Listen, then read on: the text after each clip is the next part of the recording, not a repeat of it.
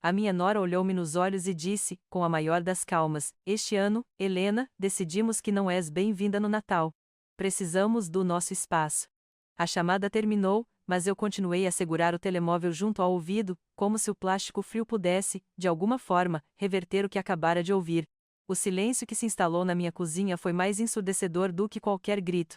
Lá fora, o sol de dezembro tentava romper as nuvens, mas aqui dentro, o inverno gelado tinha acabado de tomar conta do meu coração. Eu estava a meio de folhear o meu velho livro de receitas, aquele com as páginas manchadas de farinha e açúcar, a sonhar com as filhoses e os sonhos que iria fazer para a consoada. O cheiro a canela e a erva doce parecia pairar no ar, uma promessa de calor, de família, de união. Na minha mente, a mesa já estava posta, o bacalhau cozido, as batatas a vapor, o azeite a brilhar na galeta de prata que fora da minha mãe. E no centro da mesa, o sorriso do meu Tiago, o meu único filho. Precisamos do nosso espaço. A frase ecoava, cruel e definitiva. O espaço deles. A casa maravilhosa com um pequeno jardim nas traseiras, nos arredores de Lisboa, que eles tanto se orgulhavam de mostrar aos amigos. A casa cujas paredes guardavam os seus risos, os seus planos, os seus segredos. O que ela não sabia, o que o meu próprio filho parecia ter esquecido, era que o espaço onde eles iam celebrar o seu Natal perfeito era pago por mim, todos os meses, religiosamente. A transferência bancária saía da minha conta no primeiro dia de cada mês, um segredo entre mim e o meu filho, um presente que eu lhes dava para que pudessem começar a vida sem o fardo esmagador de uma hipoteca. A dor inicial, aquela punhalada aguda de rejeição, começou a dar lugar a outra coisa. Um frio que não vinha do tempo lá fora, mas de dentro. Uma clareza cortante, que transformava as lágrimas em gelo e a mágoa numa estranha e perigosa calma. Olhei para a fotografia do meu filho e da minha nora na porta do frigorífico, os dois a sorrir, abraçados, no dia em que lhes entreguei a chave. A chave do seu espaço. Mal sabia ela que o peru de Natal não seria a única coisa a ficar congelada este ano, o meu Tiago. Antes da Sofia, ele era o centro do meu universo, e eu, de certa forma, era o dele. Depois que o pai dele partiu, ficamos só nós os dois. Construímos um pequeno mundo à nossa volta, feito de rituais e de um carinho imenso. Lembro-me das tardes de domingo, em que ele, já um homem zarrão, se sentava na bancada da cozinha a conversar comigo enquanto eu preparava o assado. Falávamos de tudo, do trabalho dele no escritório de arquitetura, das suas frustrações, dos seus sonhos. Ele tinha um riso fácil, um riso que enchia a casa e afastava qualquer sombra de solidão. Íamos ao cinema ver filmes de ação que eu secretamente detestava, mas fingia adorar só para ver a alegria nos olhos dele. Ele, por sua vez, aturava os meus passeios pelos antiquários de Alfama, a abanar a cabeça com um sorriso paciente enquanto eu me perdia a olhar para velhas peças de cerâmica. Éramos uma equipa. O dia em que ele me falou da Sofia foi como uma lufada de ar fresco. "Mãe, acho que conheci alguém", disse-ele ao telefone, com uma hesitação na voz que eu não ouvia há anos. "Ela é diferente." Quando finalmente a trouxe à casa para um jantar, eu preparei o seu prato favorito, arroz de pato, bem tostadinho por cima. Queria que ela se sentisse bem-vinda, que visse o amor que transbordava da nossa pequena família. Sofia entrou com um sorriso largo e um ramo de flores na mão. Era bonita, elegante, com uma confiança que parecia quase ensaiada. Falava com entusiasmo sobre o seu trabalho em marketing e elogiou a minha casa, a minha comida, o meu gosto para decoração. O meu Tiago olhava para ela com uma adoração que me derreteu o coração. Ele estava feliz, e isso era tudo o que importava. Mas, mesmo naquela primeira noite, houve pequenos pormenores, como notas dissonantes numa melodia perfeita. Lembro-me de ela perguntar, de forma casual, sobre o valor dos imóveis na nossa rua. "Isto aqui deve valer uma fortuna, não?" comentou ela, a olhar pela janela. E mais tarde, quando Tiago falava com orgulho do negócio que o avô dele tinha construído, os olhos dela brilharam de uma forma estranha. Não era admiração, era cálculo. Ignorei. Atribuí à curiosidade natural de quem está a entrar numa nova família, a tentar perceber o nosso mundo. O amor deixa-nos cegos para as bandeiras vermelhas, e eu só queria ver o meu filho feliz. O casamento deles, um ano depois, foi um dos dias mais felizes da minha vida. Vê-lo no altar, de fato aprumado, à espera da noiva, encheu-me de um orgulho que mal cabia no peito. Chorei, claro, como todas as mães. Chorei de alegria, de nostalgia, de esperança por um futuro brilhante para eles. E foi nessa onda de felicidade que a ideia de os ajudar com a casa surgiu. Eles andavam a ver casas há meses, mas os preços em Lisboa estavam impossíveis. Cada vez que visitavam uma, vinham desanimados. A frustração nos olhos do meu filho partia-me o coração. Então, Quando eles finalmente encontraram a casa dos seus sonhos, um andar de moradia com um pequeno quintal, perfeito para um futuro cão e, quem sabe, futuros netos, eu soube o que tinha de fazer. Convidei-os para almoçar em casa, uns dias depois. Cozinhei um bacalhau com natas cremoso, o prato de celebração da nossa família. Entre garfadas e conversas animadas sobre obras e decoração, pousei os talheres e disse, com a voz embargada pela emoção: Tiago, Sofia. Eu tomei uma decisão. Eu não quero que se preocupem com a hipoteca. Isto é o meu presente para vocês começarem a vossa vida. O choque nos rostos deles foi imediato, seguido por lágrimas de gratidão do meu filho e um abraço apertado. Sofia abraçou-me também, a dizer: Helena, não sei como agradecer. É o melhor presente de sempre. Foi um ato de puro amor, um investimento na felicidade deles, sem esperar nada em troca. Ou melhor, esperando apenas o que qualquer mãe espera: continuar a fazer parte da vida do seu filho. E, durante os primeiros anos, tudo pareceu perfeito. Os jantares de família continuaram. Eles vinham à minha casa, ou eu ia à deles. Sofia parecia a nora perfeita, sempre a trazer uma sobremesa, a ajudar a pôr a mesa, a perguntar pela minha semana. Eu cozinhava para eles, levava-lhes tupperwares com comida para a semana, sentia-me útil, sentia-me amada. A casa nova deles enchia-se de vida, e eu sentia que o meu presente tinha valido a pena. Eu tinha lhes dado um ninho, e eles estavam a construir uma vida feliz lá dentro. Era tudo o que eu podia desejar. Uma memória dourada, um tempo em que a família parecia inquebrável, antes de o som do meu próprio coração a partir-se se ter tornado a única coisa que eu conseguia ouvir. A mudança foi subtil, como uma maré a subir. Não se dá por ela até que a água já nos molha os pés. Depois que as escrituras foram assinadas e a primeira transferência bancária foi feita, uma nova confiança instalou-se em Sofia. A gratidão calorosa dos primeiros tempos começou a arrefecer, dando lugar a uma espécie de complacência, como se a minha ajuda não fosse um presente, mas sim uma obrigação que eu estava simplesmente a cumprir. Começou com a comida. O meu arroz de pato, que antes era o melhor do mundo, passou a ser um bocadinho pesado. Numa tarde, apareci em casa deles com um tabuleiro de bacalhau com natas, ainda a fumegar. Sofia sorriu, um sorriso que não chegou aos olhos. Ai, Helena, que querida! Mas sabe, andamos a tentar comer de forma mais saudável. Tanta nata não faz bem ao colesterol. Senti uma pequena pontada, mas descartei-a. É só um mimo, respondi, a colocar o tabuleiro na bancada, onde ficou, quase intocado, até ao final da noite. Depois foi a decoração. Eu adorava encontrar pequenas peças com história para lhes oferecer. Um dia, encontrei um espelho antigo, com uma moldura de madeira trabalhada, numa feira de velharias. Achei que ficaria perfeito na entrada da casa deles. Levei-o, embrulhado com cuidado. A reação de Sofia foi educada, mas fria. É um estilo muito clássico, não é? Não sei se combina com a nossa estética minimalista. Mas obrigada. Vou encontrar um cantinho para ele. O cantinho acabou por ser a arrecadação na garagem. As minhas visitas, que antes eram celebradas, passaram a ser inesperadas. Se eu aparecia um sábado à tarde com um bolo acabado de fazer, era recebida com um "ó, mãe, que surpresa! Devia ter ligado, a casa está uma confusão." A mensagem era clara: o meu acesso espontâneo à vida deles estava a ser revogado. O mais doloroso, no entanto, era a mudança no meu Tiago. O meu filho, o meu cúmplice de sempre, tornou-se o principal defensor de Sofia. Se eu, com cuidado, mencionava que uma das observações dela me tinha magoado, a resposta dele era sempre a mesma, dita com um suspiro cansado. Oh mãe, a Sofia não quis dizer isso por mal. Você sabe como ela é, às vezes é só muito direta. Não leve as coisas tão a peito. Ele invalidava os meus sentimentos para proteger a paz do seu casamento, e cada vez que o fazia, construía mais um tijolo no muro que crescia entre nós. A ruptura silenciosa cristalizou-se num almoço de domingo, na casa deles. Fui convidada com uma semana de antecedência, o que já era estranho, parecia mais uma formalidade do que um convite genuíno. Levei uma garrafa de bom vinho do Douro e uma sobremesa. Ao entrar, a atmosfera era diferente. A música que tocava era algo moderno e eletrônico que me deu dor de cabeça. Eles estavam sentados no sofá, a olhar para o telemóvel.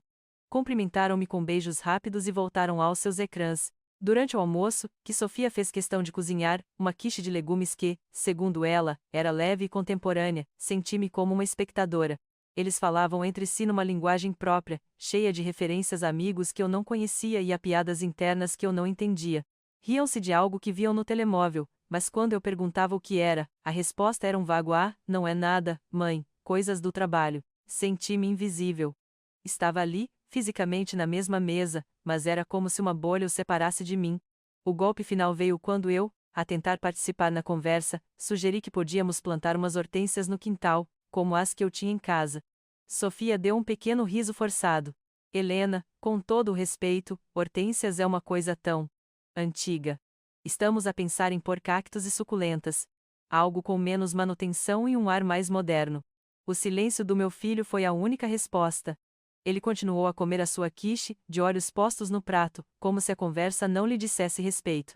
Naquele momento, a ficha caiu, olhei para as paredes daquela casa, para os móveis caros, para o jardim que esperava pelos cactos modernos, e percebi a verdade crua da minha situação. Eu não era a mãe amada, a sogra bem-vinda. Eu era a provedora silenciosa, a conta bancária que lhes permitia viver aquela vida de estética minimalista e ar moderno. O meu valor para eles não estava no meu amor, no meu carinho, ou no meu bacalhau com natas. Estava na transferência bancária que caía, todos os meses, na conta deles. Eu não era família. Eu era um banco. E os bancos não são convidados para almoços de domingo por amor, são usados pela sua utilidade. Deixei passar algumas semanas depois daquele almoço de domingo. O orgulho ferido e a mágoa mantiveram-me à distância. Esperei que o Tiago ligasse, que se desculpasse, que dissesse que tinha saudades. Mas o telefone permaneceu em silêncio. A aproximação do Natal, no entanto, era mais forte do que qualquer ressentimento. O Natal, na nossa família, sempre fora sagrado. Era a cola que nos unia, a trégua para todas as discussões, a celebração do nosso laço. Decidi que não ia deixar que o comportamento frio da minha nora estragasse isso. Engoli o meu orgulho, peguei no meu caderno de notas e no meu otimismo, e liguei-lhes. O Tiago atendeu ao segundo toque. Mãe, tudo bem? A voz dele soava tensa, quase culpada. Senti uma pontada de esperança. Talvez ele também sentisse falta da nossa normalidade. Tudo ótimo, filho. Estou a ligar para falarmos do Natal. Estive a pensar, podíamos fazer a consoada aqui em casa, como sempre, com o polvo e o bacalhau. E no dia 25, se quiserem, podíamos ir aí almoçar e eu ajudava-vos com o peru. O que te parece? Houve uma pausa do outro lado. Consegui ouvi-lo a tapar o microfone e a sussurrar qualquer coisa. Depois, voltou. Ah, mãe, espera aí, a Sofia está aqui e quer falar contigo sobre isso. O meu estômago deu um nó. Ele estava a passar a responsabilidade para ela. Era um ato de cobardia, e eu soube, naquele instante, que as notícias não eram boas. Olá, Helena, disse a voz de Sofia, polida como vidro, mas igualmente fria. Mantive o tom animado. Olá, querida. Estava aqui a dizer ao Tiago, a pensar nos nossos planos para o Natal. Helena, sobre isso, interrompeu ela, sem rodeios. Este ano, decidimos que vamos passar o Natal só os dois. Senti o ar a faltar-me nos pulmões. Tentei rir, como se fosse uma piada. Só os dois? Mas é Natal. É a festa da família. A tradição. Pois, disse ela, e eu podia quase visualizar o dar de ombros indiferente do outro lado. Mas é uma decisão nossa como casal. Achamos que está na altura de começarmos a criar as nossas próprias tradições, entende? A palavra tradições soou como um insulto. As nossas tradições, as que eu tinha construído com o meu filho desde que ele nascera, já não serviam. Eram coisas velhas, para serem descartadas. Mas eu já estava a pensar em tudo, gaguejei, a sentir-me ridícula. Nos presentes, na comida. Nós agradecemos, mas este ano queremos fazer as coisas de forma diferente. Mais simples. Só nós. A firmeza na voz dela era assustadora. O meu coração batia descontroladamente. A humilhação era imensa. O Tiago. O Tiago concorda com isto? Podes passá-lo, por favor? Preciso de ouvir isto dele. Houve outro silêncio. Ouvi Sofia a suspirar, como se o meu pedido fosse um enorme incômodo. Ele está aqui ao meu lado, a ouvir tudo. Tiago? Disse ela, com a voz subitamente mais alta, a tua mãe quer falar contigo. E então, o nada. Um vazio ensurdecedor na linha. Eu conseguia ouvir o som abafado de uma televisão ao fundo, o farfalhar de uma página de revista, talvez. Mas do meu filho, nenhum som, nenhuma respiração. O silêncio dele era uma resposta. Era um sim. Era uma faca a torcer-se lentamente no meu peito. A cumplicidade passiva dele doía 1000 vezes mais do que a crueldade ativa de Sofia. Tiago? Chamei, com a voz a falhar. Filho? Estás aí? Diz alguma coisa, por favor. O silêncio continuou, pesado, denso, um monumento à sua traição. Foi a voz de Sofia que finalmente quebrou o feitiço, mais fria e vitoriosa do que nunca. Como vê, Helena, ele concorda. É uma decisão mútua. E depois, a frase que se gravaria a fogo na minha alma. Este ano, Helena, decidimos que não és bem-vinda no Natal. Precisamos do nosso espaço. Eu não disse mais nada. O que poderia eu dizer? Implorar? Chorar? Discutir? A minha dignidade era a única coisa que me restava. Está bem, murmurei, e a minha própria voz soou-me estranha, como se viesse de muito longe. Entendo. Desliguei o telefone e pousei-o lentamente na mesa da cozinha. As minhas mãos tremiam incontrolavelmente. A cozinha, antes um lugar de conforto e memórias felizes, parecia agora uma cela. Os meus olhos fixaram-se na porta do frigorífico, coberta de ímãs e fotografias. E ali, no meio de todas elas, estava uma fotografia minha a abraçar o Tiago no dia da sua formatura. Ele tinha 17 anos, um sorriso rasgado no rosto, cheio de sonhos, e os braços dele à volta do meu pescoço pareciam o lugar mais seguro do mundo. Olhei para aquele rapaz, para o meu menino, e depois pensei no homem silencioso do outro lado da linha. E o meu coração, que eu julgava já ter sofrido tudo o que havia para sofrer, partiu-se em mil pedaços. Aquela noite, o sono não veio. A casa, que sempre fora o meu refúgio, transformou-se numa câmara de eco para as minhas memórias. Cada canto sussurrava um sacrifício, cada objeto lembrava-me de um amor que eu agora questionava. Deitada na escuridão, com os olhos abertos a fixar o teto, revi a minha vida em fragmentos dolorosos. Vi-me a vender as poucas joias da minha mãe para pagar as explicações de matemática do Tiago no secundário. Lembrei-me de abdicar das minhas férias, ano após ano, para juntar dinheiro para a entrada do primeiro apartamento dele. Recordei o orgulho que senti ao vê-lo levar o seu primeiro carro, um carro usado que eu ajudei a pagar, abdicando de trocar o meu, que já pedia reforma. Eram pequenas coisas, os sacrifícios invisíveis que as mães fazem, não por obrigação, mas por um amor que se assume ser eterno e recíproco. E depois, a casa. O maior de todos os sacrifícios. O dinheiro que eu tinha guardado religiosamente, o pé de meia para minha própria velhice, investido no futuro deles. E por quê? Para ser descartada como um móvel velho, substituída por novas tradições, num espaço que o meu amor tinha tornado possível. A tristeza que me tinha paralisado durante horas começou a fermentar, a transformar-se em algo mais quente, mais corrosivo. A mágoa deu lugar a uma raiva fria e lúcida. Não foi um mal-entendido. Foi um padrão. Os comentários, os olhares, a distância, tudo fazia sentido agora. Eram os passos calculados de quem recebe um presente e, em vez de o estimar, o esconde para não ter de olhar para a cara de quem o deu. A minha generosidade não tinha sido uma bênção para eles, tinha sido uma ferramenta. E agora que a ferramenta tinha cumprido o seu propósito de lhes construir o ninho, já não era necessária. Podia ser arrumada na gaveta das coisas velhas e inconvenientes. A percepção de que a minha generosidade estava a ser explorada foi como um balde de água gelada. Abri os olhos na escuridão do quarto, mas pela primeira vez em muitas horas, eu via com clareza. O sol ainda não tinha nascido quando me levantei. O frio da casa já não me incomodava. Movida por um novo propósito, fui até a velha secretária de madeira na sala de estar, onde guardava os documentos importantes. Abri a terceira gaveta e tirei de lá uma pasta de cartão azul, gasta nas pontas. Na etiqueta, escrito com a minha caligrafia, estava: Tiago e Sofia, casa. Sentei-me à mesa da cozinha, a mesma onde horas antes sonhava com o Natal, e abri a pasta. Lá dentro, estava tudo.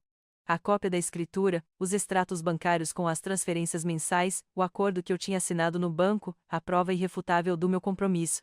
As minhas mãos, que antes tremiam de dor, estavam agora firmes. Folhei os papéis, não com emoção, mas com o distanciamento de um auditor a analisar um negócio que correu mal, e ali, sob a luz fraca do amanhecer que começava a entrar pela janela, tive uma epifania. A verdade, simples e poderosa, instalou-se na minha mente, não como um pensamento, mas como uma certeza absoluta. Olhei para o valor da prestação mensal, aquele número que saía da minha vida para construir a deles, e disse para mim mesma, num sussurro que encheu o silêncio da cozinha: um presente não é uma obrigação. Deixei a frase assentar. Era libertadora. Eu tinha lhes dado um presente, não assinado um contrato de servidão eterna. E um presente pressupõe gratidão, carinho, reconhecimento. Quando esses elementos desaparecem, o presente perde o seu significado. Torna-se um fardo para quem dá e uma arma para quem recebe. E depois, a segunda parte da revelação, ainda mais importante, e o respeito não tem preço. Eles tinham posto um preço no meu amor, a hipoteca. Mas o respeito que me negaram. Eles não podiam comprar. E eu não estava mais disposta a vendê-lo em troca de um lugar ocasional na vida deles. Fechei a pasta com um som seco e definitivo. A Helena que chorava pelo desprezo do filho tinha ficado para trás, naquela longa noite de insônia. A mulher que agora se sentava à mesa, a ver o dia nascer, era diferente. Estava magoada, sim, mas já não estava partida. Estava inteira, unida por uma nova e inabalável resolução. A minha decisão tornou-se firme como uma rocha. Isto não era vingança. A vingança é uma emoção quente, descontrolada. Isto era frio, calculado. Era uma lição sobre causa e consequência. Uma lição sobre gratidão. Mas, acima de tudo, era uma lição para mim mesma.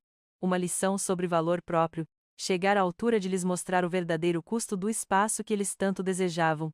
A manhã seguinte não trouxe hesitação. Acordei antes do despertador, não com a angústia da noite anterior, mas com uma clareza de propósito que me era estranha. O sol entrava pela janela do quarto, e pela primeira vez em muito tempo, não me senti sozinha, senti-me soberana. Cada gesto meu era deliberado. Escolhi a roupa com cuidado, não a que usava para as lides da casa, mas umas calças de bom corte e uma blusa de seda. Maquilei-me, um toque de batom, algo que já não fazia há meses. Olhei-me ao espelho e não vi a mãe de coração partido, vi uma mulher a reclamar o controlo da sua própria vida. Não fiz a anulação por telefone nem pela internet. Certas decisões exigem a nossa presença física, o peso do nosso corpo a ocupar um espaço, a afirmar uma intenção. Fui a pé até a agência do meu banco, a mesma de há 20 anos. O ar fresco da manhã parecia limpar-me os pulmões da atmosfera pesada em que tinha vivido. As ruas de Lisboa estavam na sua azáfama habitual, mas para mim, tudo parecia diferente, como se eu estivesse a ver o mundo com novos olhos. Dentro do banco, o ambiente era silencioso e formal. Fui recebida pelo Sr. Almeida, o gerente que conhecia a minha história financeira de cor. Dona Helena. Que prazer em vê-la. Um café? A sua simpatia era genuína, mas hoje eu não estava ali para conversas de circunstância. Agradeço, Sr. Almeida, mas hoje venho tratar de um assunto rápido, respondi, a minha voz surpreendentemente firme. Sentamo-nos na sua secretária de vidro polido. Ele juntou as mãos, à espera. Não hesitei. Fui direta ao assunto, como um cirurgião a fazer uma incisão limpa. Sr. Almeida, eu gostaria de cancelar a transferência permanente associada a esta conta. Ele franziu o sobrolho, a consultar o ecrã do computador. A transferência. Ah. Sim. A transferência para o crédito à habitação do seu filho, Tiago. Tenha certeza absoluta, Dona Helena? É uma transferência que já ocorre há mais de 3 anos. Havia uma nota de preocupação na sua voz, como se estivesse a tentar proteger-me de uma decisão impulsiva. Olhei-o nos olhos, sem piscar. Tenho a certeza absoluta, Sr. Almeida. A decisão está tomada. Não dei explicações. Não lhe devia a ele, nem a mais ninguém. A minha vida privada não era um anexo da minha conta bancária. Ele viu a determinação no meu olhar, e a sua postura profissional tomou conta. Como queira, Dona Helena. Vou proceder então ao cancelamento. O som das teclas do seu computador ecoou na sala silenciosa. Cada clique era um elo da corrente a partir-se. Tac, tac, tac. O fim de uma era de sacrifício cego. Tac, tac. O início de uma nova era de respeito próprio. Ele virou o monitor na minha direção. No ecrã, uma pequena janela de confirmação perguntava: deseja cancelar permanentemente esta ordem de transferência? Sim, disse eu, em voz alta e clara. Ele moveu o rato, o ponteiro a pairar sobre o botão confirmar. E então o clique. Um som pequeno, quase insignificante no grande esquema do mundo, mas para mim, soou como um tiro de partida. A corrida tinha começado. A partir daquele momento, não havia como voltar atrás. Ele imprimiu um documento, que eu assinei com uma caneta de tinta preta. A minha assinatura, firme e decidida, selou o ato. Está feito, Dona Helena, disse ele, a guardar o papel. Levantei-me e apertei-lhe a mão. Muito obrigada pela sua ajuda, Sr. Almeida. Ao sair do banco e voltar para a luz do dia, senti uma leveza quase física. Era como se, durante 3 anos, eu tivesse carregado um peso invisível nos ombros, o peso da ingratidão, da falta de respeito, da minha própria cegueira, e, de repente, ele tivesse desaparecido. Respirei fundo, um fôlego que pareceu o primeiro em muito tempo. Senti-me livre. Mas, misturado com a leveza, veio um arrepio de ansiedade, o receio do que viria a seguir. Eu tinha acabado de cortar o cordão que me ligava à vida deles da forma mais drástica possível. A batalha ainda não tinha começado, mas eu tinha acabado de disparar o primeiro tiro. Agora, restava-me esperar pelo eco. E eu sabia que ele viria, alto e furioso. Os dias que se seguiram foram estranhamente silenciosos. Cada vez que o telemóvel vibrava com uma notificação, o meu coração dava um salto, à espera da inevitável chamada furiosa. Mas nada, nenhum telefonema, nenhuma mensagem. O silêncio deles era uma arma, uma tentativa de me fazer sentir culpada, de me levar a rastejar de volta a pedir perdão. Mas a Helena que rastejava tinha ficado para trás. Para combater a ansiedade que teimava em instalar-se nos momentos mais calmos, forcei-me a sair, a reencontrar a minha própria vida, a que tinha posto em pausa por eles. Liguei à minha amiga Lourdes, uma amiga de uma vida inteira, e convidei-a para um café. A Lourdes era o meu oposto, pragmática, direta e com pouca paciência para sentimentalismos. Sentámo-nos numa esplanada na Baixa, e eu contei-lhe tudo, desde a chamada sobre o Natal até a minha visita ao banco. Quando terminei, ela tomou um gole do seu café, pousou a chávena com um som decidido e disse: "Fizeste tu muito bem." "Não sei, Lourdes. Às vezes sinto-me culpada. Afinal, é o meu filho", confessei, a voz um pouco mais baixa. A Lourdes soltou uma pequena gargalhada, sem humor. "Helena, acorda para a vida. Já não se fazem filhos como antigamente. Nós criamo-los a dar-lhes tudo, a protegê-los de tudo, e depois eles crescem a achar que o mundo lhes deve alguma coisa. E aquela tua nora. Essa, então, sempre me pareceu que tinha o rei na barriga. O que tu fizeste não foi maldade. Foi pedagogia. Deste-lhes uma lição de vida que escola nenhuma lhes ia ensinar." As palavras dela foram como um bálsamo. Era o que eu precisava de ouvir, a validação de que a minha decisão não nascera do ódio, mas da necessidade. Nos dias seguintes, dediquei-me a mim. Fiz algo que não fazia há anos, passei uma tarde inteira a passear sozinha pela Baixa de Lisboa, não para comprar coisas para a casa deles ou para o meu filho, mas simplesmente por passear. Entrei em livrarias antigas, senti o cheiro a papel velho, deixei-me perder nas ruas de calçada. Subi no elevador de Santa Justa e olhei para a minha cidade de cima, para os telhados cor de laranja e para o azul do Tejo ao longe. Senti-me pequena, mas no bom sentido. Uma parte de um todo, não apenas o centro de um pequeno drama familiar. Numa dessas tardes, entrei numa loja de decorações e, num impulso, comprei uma pequena árvore de Natal artificial, umas luzes brancas e delicadas e algumas bolas de vidro pintadas à mão. Ao chegar a casa, montei-a no canto da sala. Era pequena, modesta, mas era minha. Decorá-la foi um ato de rebeldia silenciosa. Cada bola que eu pendurava era uma afirmação: o meu Natal não foi cancelado. A minha alegria não dependia do convite de ninguém. Claro que havia momentos de dúvida. À noite, quando o silêncio da casa se tornava mais pesado, a culpa tentava assaltar-me. A imagem do meu Tiago, ainda menino, vinha-me à mente. O meu instinto de mãe gritava, a dizer-me que eu devia proteger o meu filho, não castigá-lo. Perguntava-me se não teria sido demasiado dura, se não haveria outra maneira. Mas depois, lembrava-me. Lembrava-me da voz fria de Sofia. E, mais importante que tudo, lembrava-me do silêncio dele. O silêncio que consentiu, que aprovou, que me abandonou, e a minha resolução fortalecia-se. O meu amor por ele era incondicional, mas o meu amor próprio tinha de ter condições. E a primeira condição era o respeito. A cada dia que passava em silêncio, eu sentia-me mais forte. O ato de me levantar de manhã e planear o meu próprio dia, de tomar um café com a Lourdes, de ler um livro sem interrupções, de cuidar da minha pequena árvore de Natal. Tudo isso era um exercício. Eu estava a reaprender a pôr-me em primeiro lugar. Estava a descobrir que a minha identidade não era apenas mãe do Tiago. Eu era a Helena. E a Helena merecia mais do que ser uma nota de rodapé na vida de outra pessoa.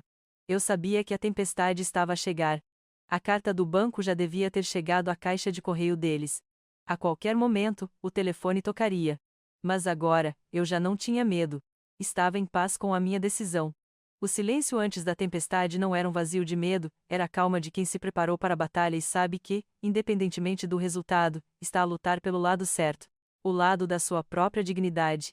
A bomba relógio explodiu numa terça-feira chuvosa, uma semana depois da minha visita ao banco. Para o Tiago e a Sofia, no entanto, o dia tinha começado como qualquer outro na sua vida perfeita e meticulosamente planeada. Sofia tinha passado a manhã numa aula de yoga e depois a percorrer lojas de decoração online, à procura do candeeiro perfeito para a sala de jantar. Tiago chegou à casa do trabalho ao final da tarde, cansado mas satisfeito, trazendo consigo uma garrafa de vinho verde para acompanhar o salmão que Sofia planeava cozinhar. A caixa do correio estava cheia, como sempre, publicidade, revistas de design, uma conta do cartão de crédito. No meio de tudo, uma carta com o logótipo do banco, de aspecto formal. Sofia abriu-a distraidamente, enquanto Tiago arrumava o casaco. Que estranho, disse ela, a franzir o sobrolho para o papel. O banco diz que a transferência da hipoteca deste mês foi devolvida por falta de provisão. Ela virou-se para Tiago, com um ar de aborrecimento. O teu banco anda a dormir? A transferência da tua mãe é automática. Liga-lhes amanhã, temos de resolver isto. A reação dela foi de pura inconveniência, como se o banco tivesse cometido um erro administrativo que eles, pessoas importantes e ocupadas, teriam de resolver. A possibilidade de aquilo ser um ato deliberado nem sequer lhe passou pela cabeça. O presente da sogra era um dado adquirido, tão certo como o nascer do sol. Mas Tiago, ao contrário da sua mulher, sentiu um arrepio de pavor. Pegou na carta e leu-a, e o rosto dele perdeu a cor. Ele lembrou-se do seu silêncio ao telefone. Lembrou-se da frieza na voz de Sofia. Ao contrário dela, ele conhecia a mãe que tinha. Sabia que a sua calma podia esconder uma força implacável. Deixa estar o amanhã, disse ele, a voz subitamente tensa. Eu ligo agora. Afastou-se para o escritório, fechando a porta atrás de si. Sofia revirou os olhos, irritada com o drama dele, e voltou a sua atenção para o site dos candeeiros. Tiago, entretanto, marcava freneticamente o número da linha de apoio do banco. A sua conversa começou com um tom de arrogância. Estou a ligar por causa de um erro no pagamento da nossa hipoteca, disse ele à operadora. Houve uma transferência automática que foi devolvida, e eu preciso que resolvam isso imediatamente.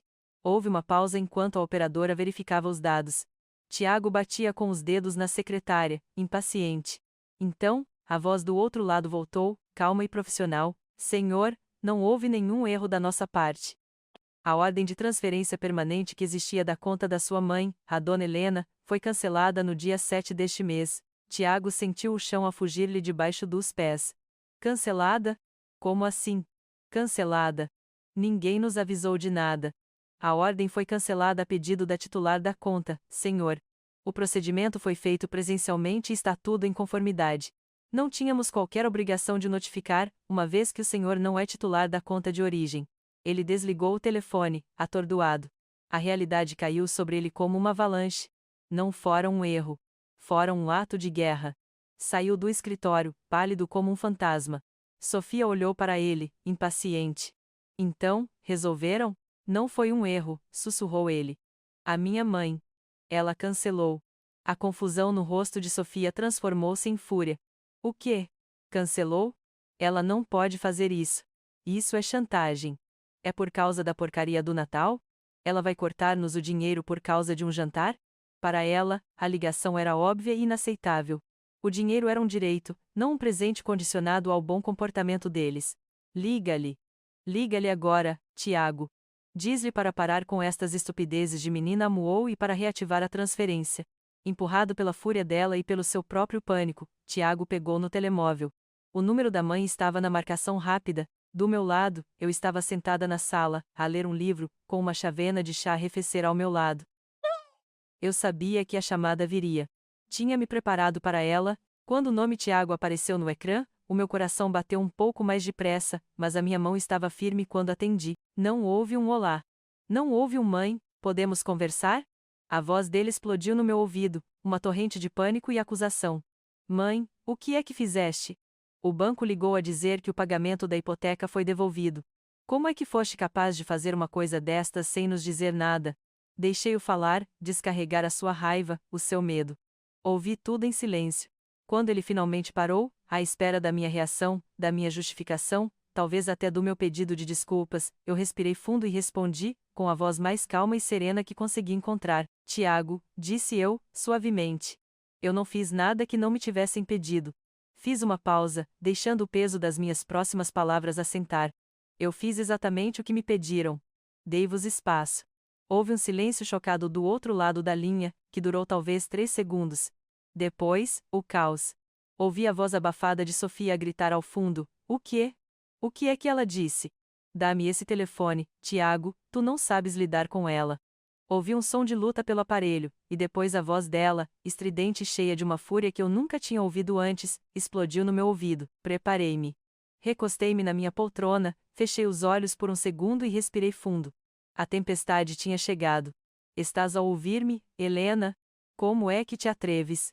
Como é que te atreves a fazer uma coisa destas? Os gritos dela eram tão altos que tive de afastar ligeiramente o telemóvel do ouvido. Achava que era só uma velha triste e manipuladora, mas isto é um nível de maldade que eu nem sabia que existia. Estás a tentar arruinar-nos? E isso? Deixei-a gritar. Deixei a torrente de insultos e acusações lavar-se sobre mim. A cada palavra, sentia-me mais calma, mais segura da minha decisão. A fúria dela era a prova de que eu tinha acertado em cheio no ponto nevrálgico, o seu sentimento de direito adquirido. E depois de tudo o que fizemos por ti, continuou ela, a voz a quebrar de raiva. Aturamos as tuas visitas constantes, os teus telefonemas a toda hora. Recebemos-te na nossa casa, demos-te do nosso tempo. E é assim que tu nos pagas. A tentar deixar-nos na rua só porque não te convidamos para um jantar de Natal. Que raio de pessoa faz isso? A distorção da realidade era tão absurda que era quase cômica. Nós fizemos por ti. A frase ecoou na minha cabeça. Eles, que viviam numa casa paga por mim, achavam que me estavam a fazer um favor ao aturar a minha presença. A ironia era tão espessa que eu podia cortá-la à faca. Tu achas que podes comprar o teu lugar na nossa vida com dinheiro? Gritou ela. Sempre a querer controlar tudo, a meter-te em tudo. Pois fica a saber que nós não estamos à venda. É bom que resolvas isto imediatamente, ou juro-te que o Tiago nunca mais te perdoa. Vais morrer sozinha, é isso que queres. A ameaça da solidão, a sua arma final. Mas já não me assustava. Eu já tinha provado a solidão que era estar rodeada por eles. Esperei que ela fizesse uma pausa para respirar, para recarregar a sua fúria. E nesse pequeno intervalo de silêncio, eu falei. A minha voz saiu baixa, controlada, sem um pingo da histeria dela. Acabaste, Sofia? A pergunta simples pareceu desarmá-la. Houve um segundo de silêncio confuso do outro lado. Agora ouve-me tu, continuei, no mesmo tom. E ouve-me com atenção, porque não vou repetir. Vamos pôr os factos em ordem. Primeiro, eu paguei a vossa casa durante 3 anos. Não foi um empréstimo. Não foi um investimento, foi um presente. Um presente que, até a data, vos custou 0.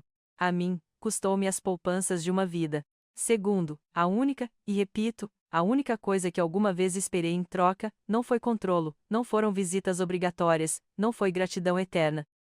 Foi um mínimo de respeito e consideração. Foi um lugar na vossa mesa no Natal.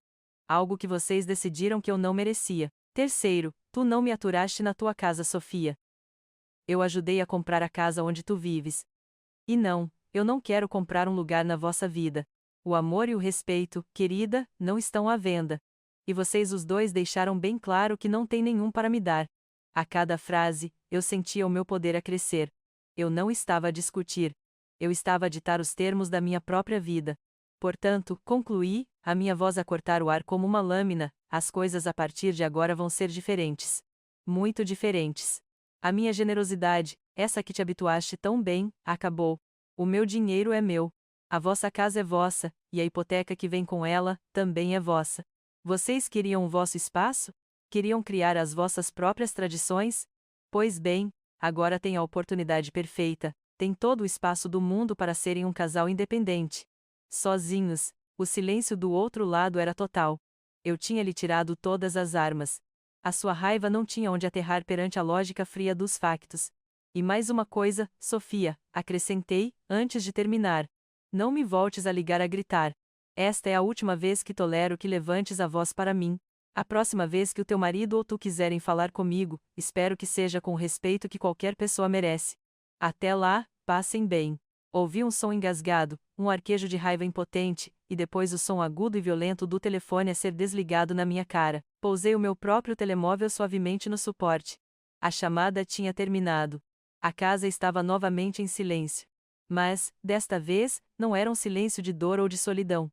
Era um silêncio de paz. Eu não estava a tremer. Não estava a chorar. Pelo contrário, um pequeno sorriso formou-se nos meus lábios. Eu tinha enfrentado o dragão e não me tinha queimado. Tinha estabelecido a minha fronteira, de forma clara e inabalável. E, pela primeira vez em muito tempo, senti-me genuinamente vitoriosa. Depois que Sofia bateu com o telefone, um silêncio pesado e feio instalou-se na sala de estar. A adrenalina da fúria desapareceu, deixando para trás o rescaldo frio e desconfortável da realidade. A hipoteca. O pagamento não ia simplesmente desaparecer. A carta do banco continuava em cima da mesa, uma folha de papel branca que agora tinha o peso de uma sentença. E agora? Perguntou Tiago, a voz vazia. Já não havia acusação, apenas um desespero oco. Sofia andava de um lado para o outro na sala, como um animal enjaulado. Ela não pode fazer isto, repetia ela, mais para si mesma do que para ele. Tem de haver uma maneira. Podemos falar com o banco, renegociar. Pedir um empréstimo a curto prazo. Tiago abanou a cabeça. Pegou numa caneta e num envelope usado e começou a rabiscar números. Renegociar o quê, Sofia? O nosso crédito foi aprovado com base no facto de não termos esta despesa. O meu ordenado e o teu, depois de tirarmos os impostos, mal chegam para o nosso estilo de vida. Nunca conseguiríamos pagar isto. Ele virou o envelope na direção dela.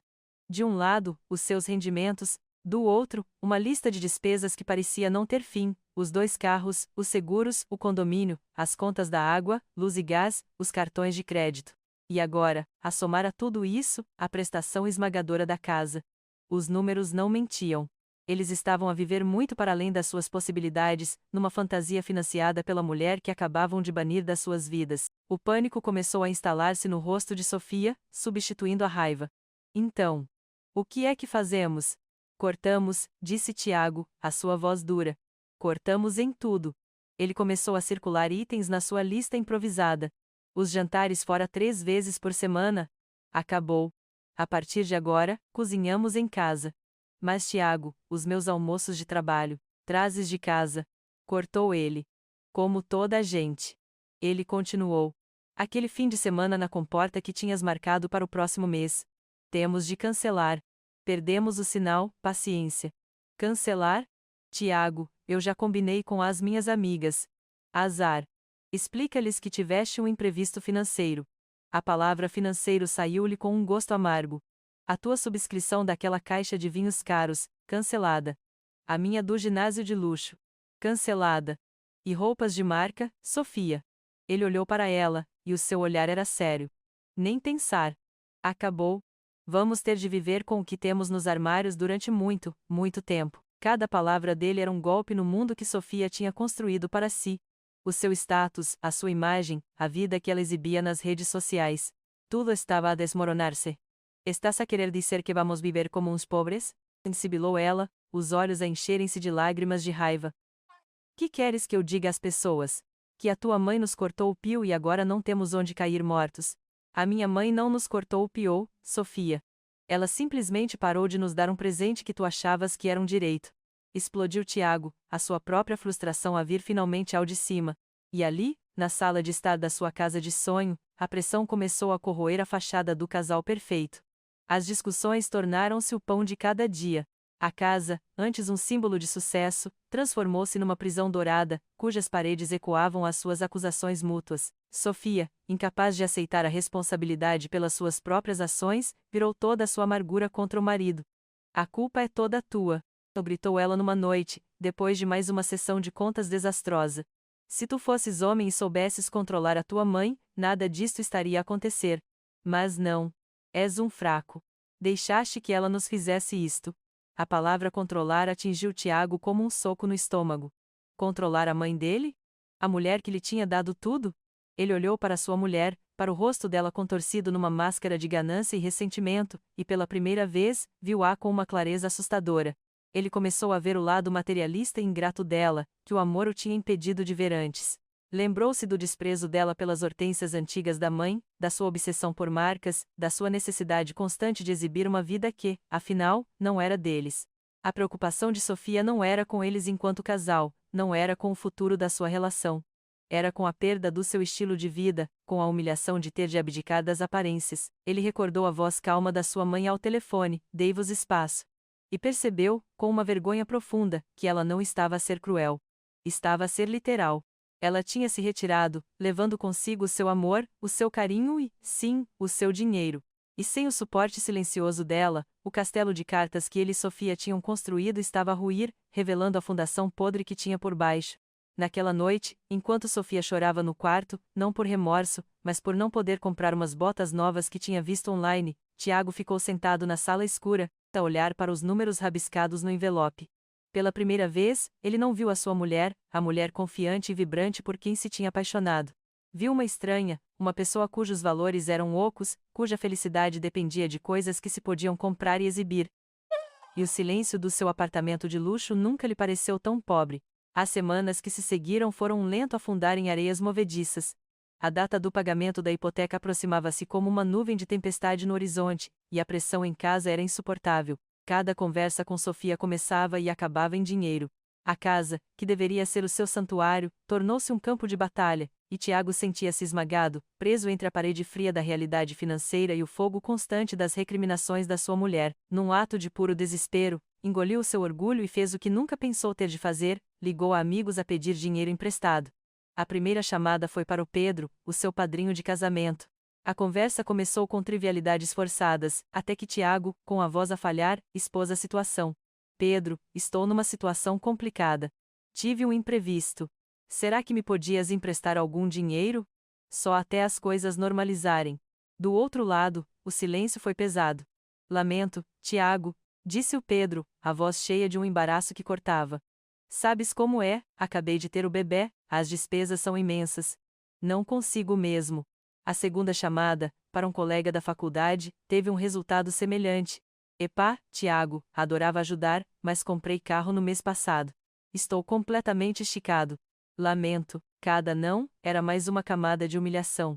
Ele, Tiago, o arquiteto de sucesso com a casa de revista e a mulher elegante, estava reduzido a pedir esmola aos amigos. Sentia os olhares de pena através do telefone, a condescendência mal disfarçada. Ninguém perguntou o porquê da situação. Talvez já soubessem. As notícias, mesmo as más, viajam depressa. Regressou a casa nessa noite sentindo-se oco, derrotado. Sofia esperava-o na sala, a sua postura tensa. Então, perguntou ela, sem rodeios. Conseguiste? Tiago abanou a cabeça, sem conseguir encará-la. Ninguém pode. Estão todos com as suas vidas, os seus problemas. A expressão de Sofia desfez-se. A esperança frágil que ainda tinha deu lugar a um desprezo gelado. Ela levantou-se e aproximou-se dele, não com compaixão, mas com uma fúria venenosa que ele nunca tinha visto antes. Claro que não conseguiste, cuspiu ela, a voz baixa e cortante. Por que é que haveriam de emprestar dinheiro a um falhado? A um menino que nem consegue resolver os problemas com a mamã? Ela deu uma gargalhada amarga. És um inútil, Tiago. Um completo inútil. Ele recuou, como se as palavras dela fossem golpes físicos. Sofia para. Mas ela estava lançada, e a sua crueldade não tinha limites. Parar? Eu não vou parar. Estou farta disto. Farta de viver nesta casa a contar os trocos. Farta de ter vergonha de dizer às minhas amigas que não posso ir jantar fora. E a culpa é toda tua. Ela apontou-lhe um dedo acusador ao peito. Se tivesse sido homem, se tivesses pulso firme, a tua mãe não tinha feito isto. Ela nunca se teria atrevido. Ela só fez isto porque viu que o filho dela é um fraco, um banana que se deixa dominar por toda a gente. Essa frase. Se tivesse sido homem. Foi como um relâmpago que iluminou todos os cantos escuros da sua alma.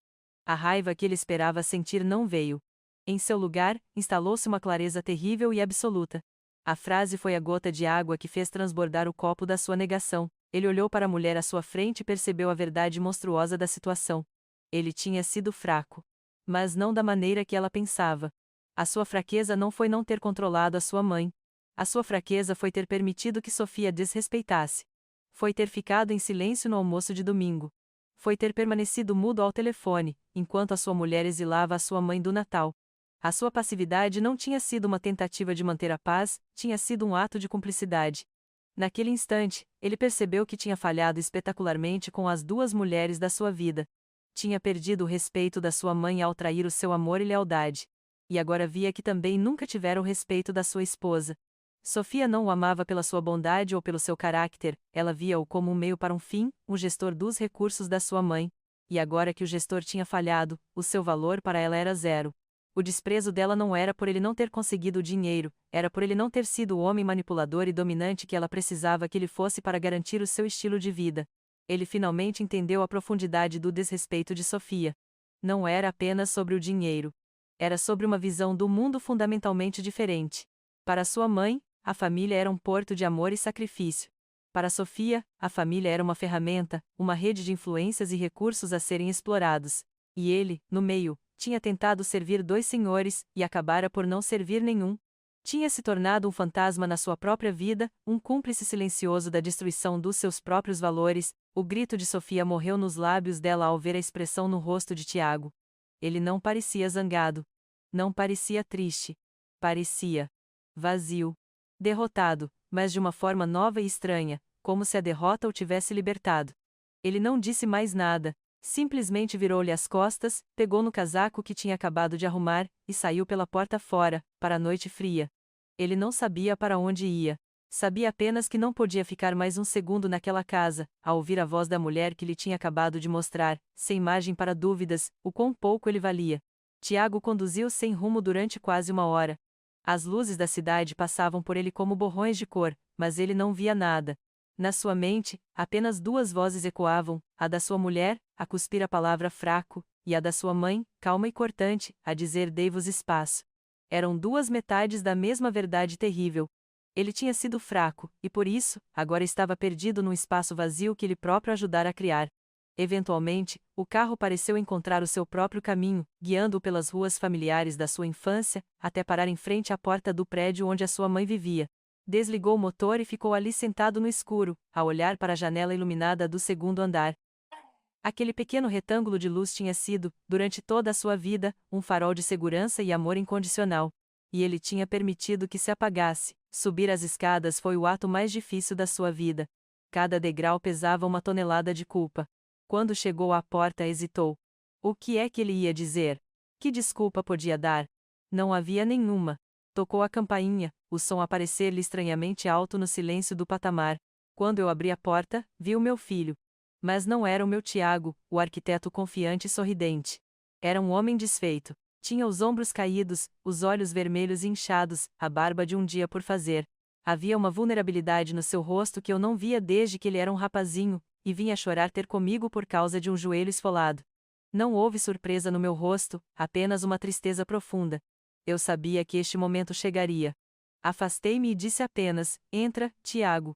Ele entrou e sentou-se na beira do sofá, na minha sala de estar, o mesmo sofá onde ele via desenhos animados aos sábados de manhã.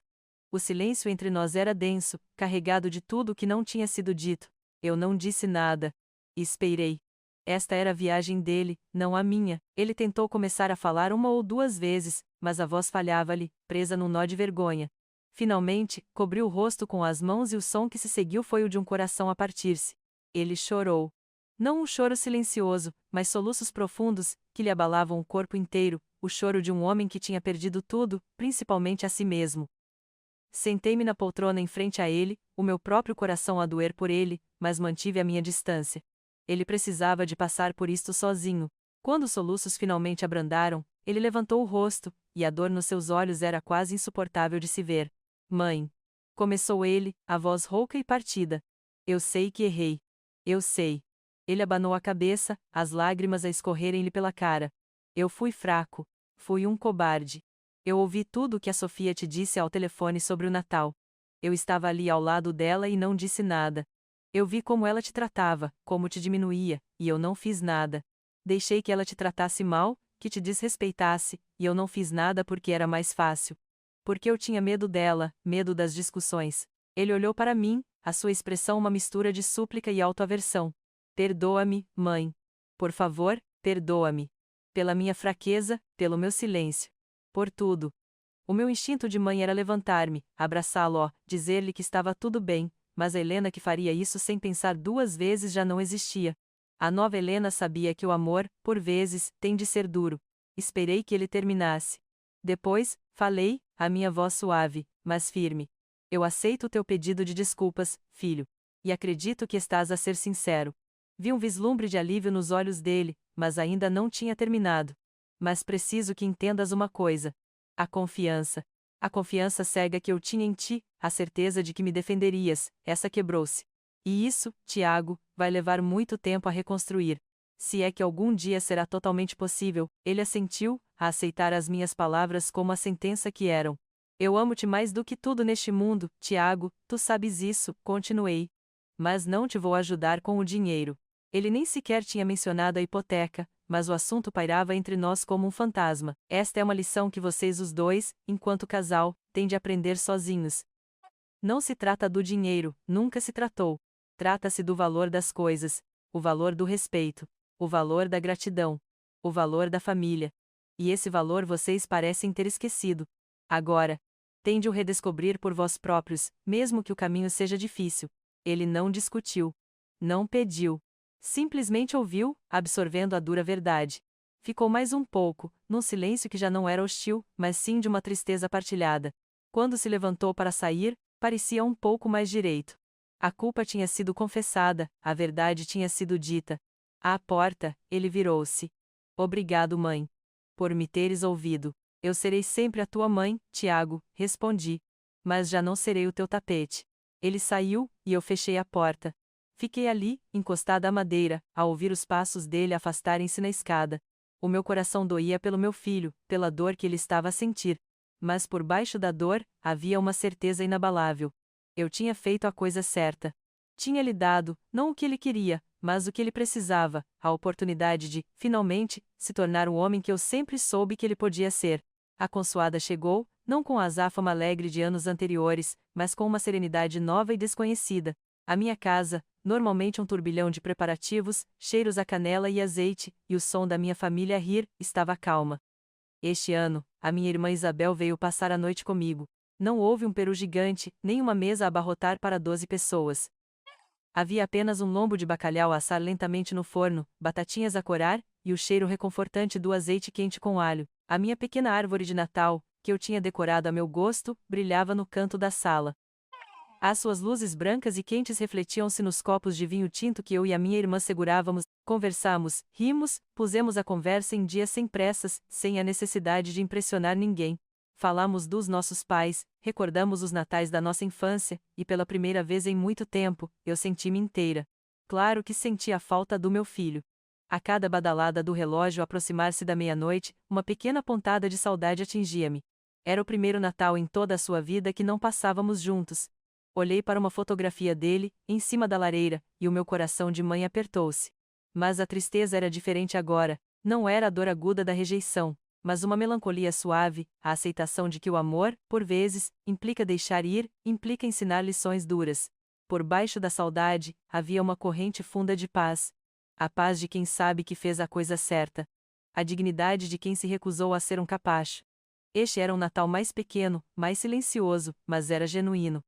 Enquanto a paz reinava na minha pequena sala de estar, a poucos quilômetros dali, na casa que outrora fora um sonho, o silêncio era de outro tipo.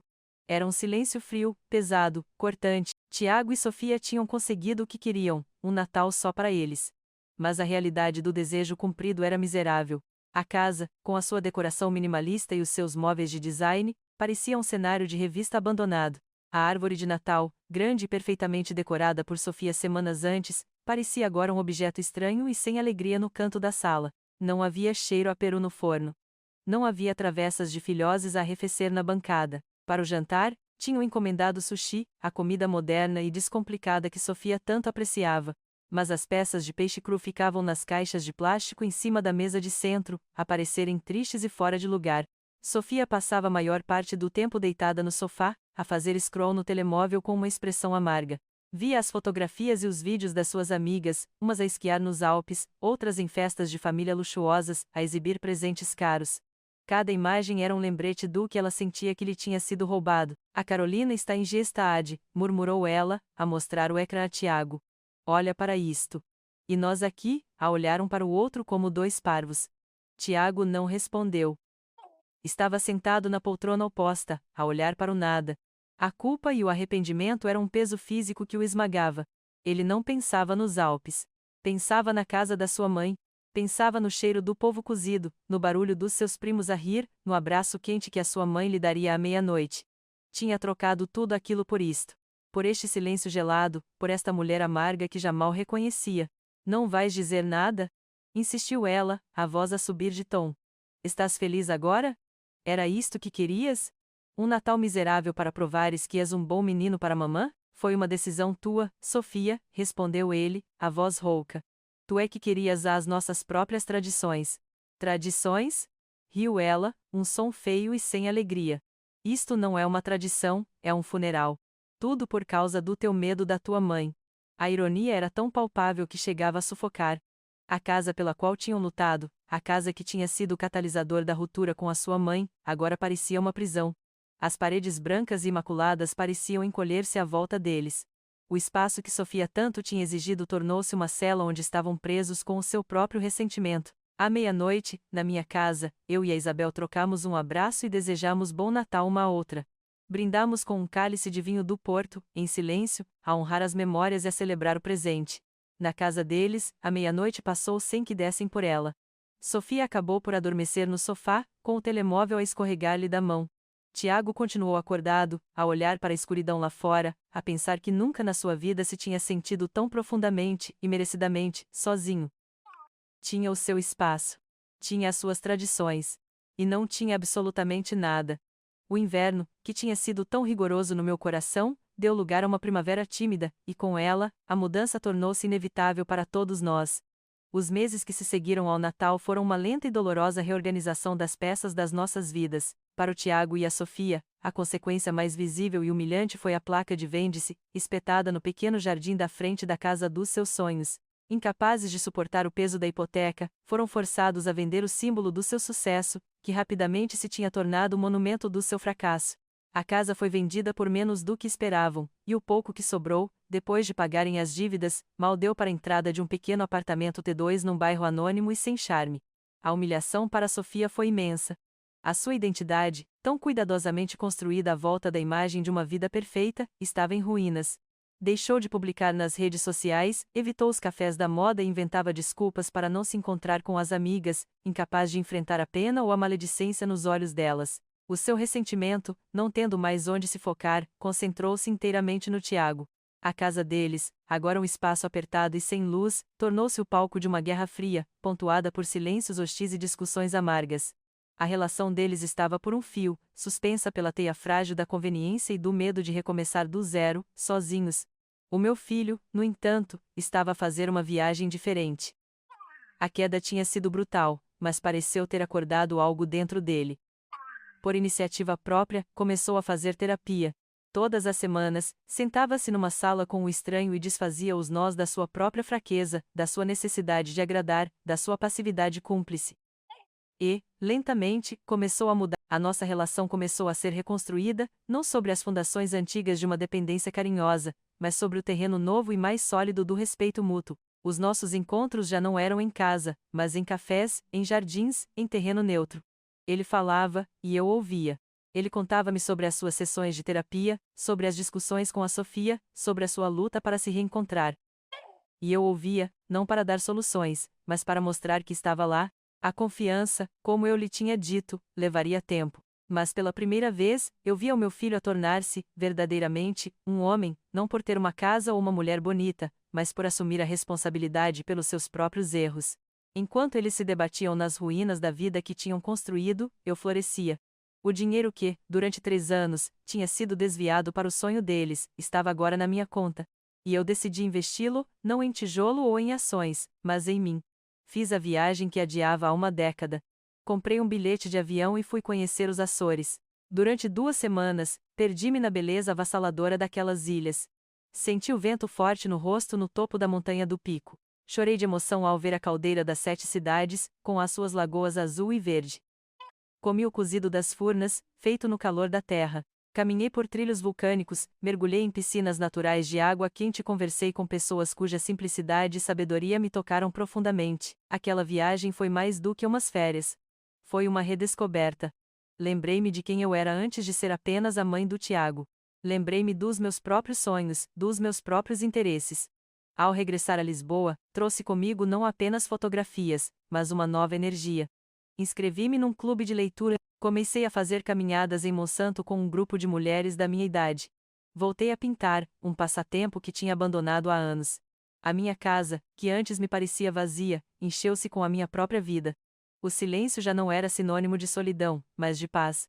Descobri a alegria de cozinhar um prato delicioso só para mim, de abrir uma garrafa de vinho a uma terça-feira sem motivo especial, de ler até de madrugada. Eu tinha aprendido a investir em mim mesma, e, nesse investimento, encontrei uma nova e maravilhosa liberdade. A liberdade de não precisar da aprovação de ninguém para ser feliz, a liberdade de saber que a minha felicidade era da minha inteira e exclusiva responsabilidade.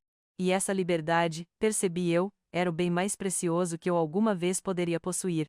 Hoje, quando olho para trás, para a mulher que eu era, a mãe que punha a felicidade do filho acima da sua própria dignidade, vejo-a com carinho, mas também com a clareza de quem aprendeu uma lição à força.